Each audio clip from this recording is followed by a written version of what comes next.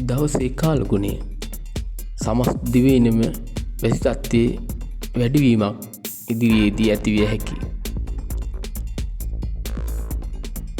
දිවයිනේ නිර්දිග කොටසේ වැසි තත්ත්වය ඉතාමත් ඉහළ තත්ත්වයකට පැමිණිය හැකියි. බස්නාහිර සබරගමු මධ්‍යම වයඹ ගාල්ල සහ මාතර දිස්ත්‍රික්කවල විටින් විට ගිගුරුම් සහිත වැසි ඇතිවිය හැකියි. බස්නාහිර සබරගමුව පළාත්වල නුවරඑළිය නුවර ගාල්ල මාතර ඇතැම් ස්ථානවල මිලිමීටර් 75 අතර ඉතා තද වැසි ඇතිවිය හැකියි. උතුරු මැද පළාතේ මන්නාරම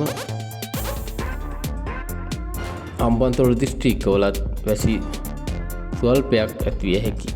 මධ්‍යම කඳුකරේ බටහිර බෑවූ ප්‍රදේශ උතුරු මැද වයම් පළාත්වලත් තිරිකුණාමලය දිස්ත්‍රික්කය අවටත් සුළඟී වේගය පැයට කිලෝමීටර් 50-60ක් පමණ තද සුළං ඇතිවිය හැකියි.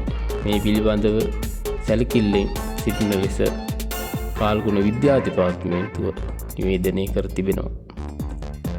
දිවයිනේ සිසු පෙළ ප්‍රදේශවලත් පැයට කිලෝමීටර් 30-40ක පමණ තරමක තද සුළං ඇතිවිය හැකියි. ප්‍රවේශ වෙන ලෙස කාලගුණ විද්‍යා දෙපාර්තමේන්තුව මහජනතාව දැනුවත් කර තිබෙනවා.